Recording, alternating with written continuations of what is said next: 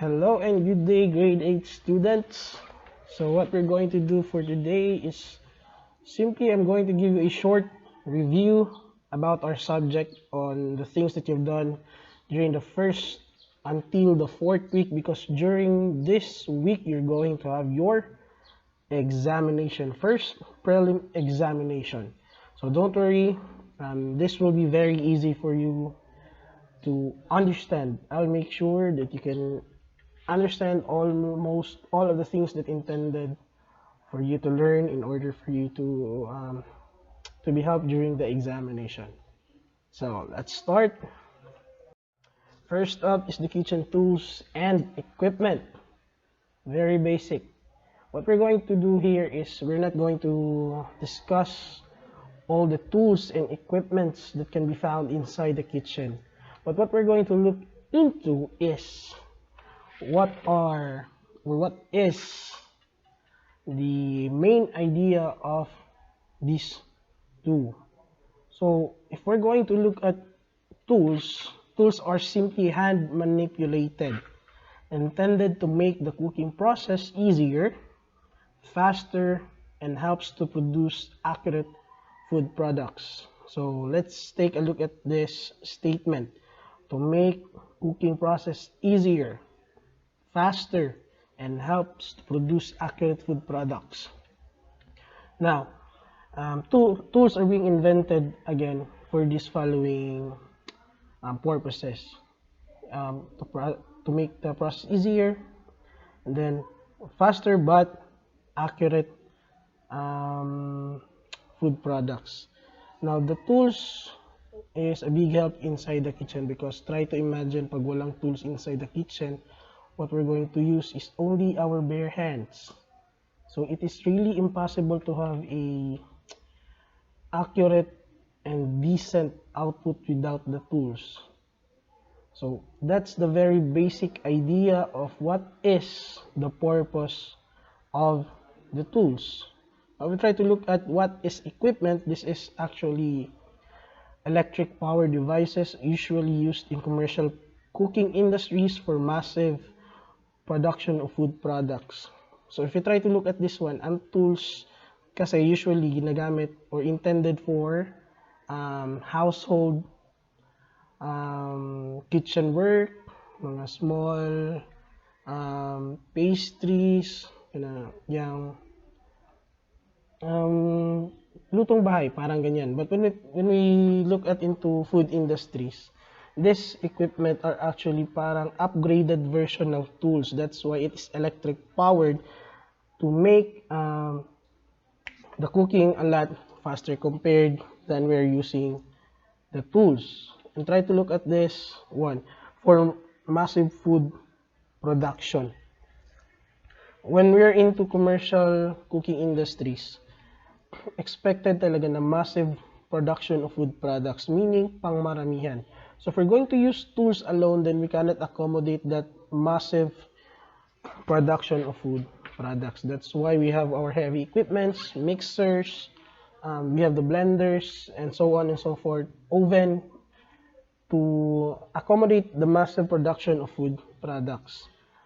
So again, that's the very basic idea between what is the purpose of the tools and equipment. Very easy. Next up is we have several questions here about the tools inside the kitchen. First is tools can be harmful if you don't know how to use it. Very basic. If you don't know how to use it, then we don't use it. Inside the kitchen, you need to be aware of all the tools and its functions. Like the knife is intended for you to use it to cut ingredients into the desired pieces that you want, and then so on and so forth. That most injuries are being caused by mishandled tools, because again, hindi alam paano gamitin yung tools, tapos masyadong pabibo, hala, sige, and then ang outcome, nasugatan, in worst case, baka maputol pa yung daliri mo during pag-cooking. So again, we need to be aware on how the tools functions inside the kitchen. And then tools are intended for cooking. not for playing around the kitchen. Kaya nga tinawag natin siyang cooking tools, not playing tools. So we have several cases last school year, knife, pinaglaruan, yung parang pinag-fencing. So again, it's a no-no, especially here inside the campus or the TLE lab. Again, it can cause harm. So, quit muna tayo dyan sa pag-play ng mga kitchen tools. Hindi naman talaga tayo bata na. So, we need to be mature inside the kitchen as well, especially in respective houses. So, you don't want to end up hurting your family members as well. And then, use the kitchen tools according to its function and specification.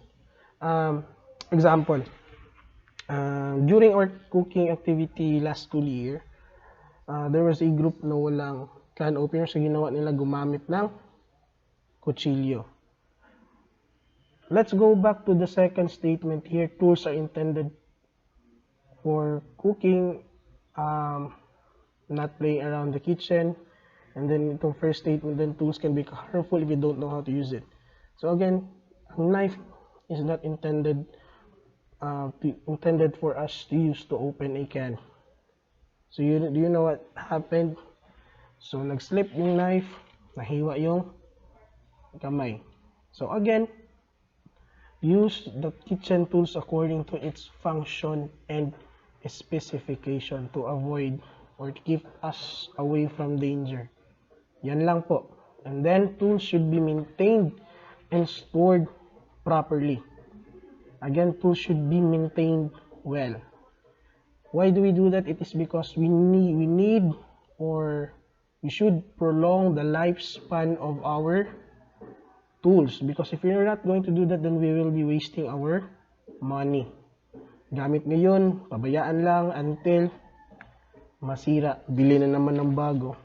Walang problema kung marami kayong pera. But again, as much as possible, as early as now at your age, you need to develop the trait of having that sense of responsibility and commitment.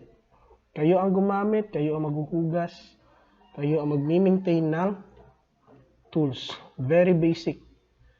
I don't care if marami kayong pera dyan para pambili ng bago, but what we are trying to develop here is your sense of responsibility and commitment. That's it. Responsibility and commitment. Just like your bed.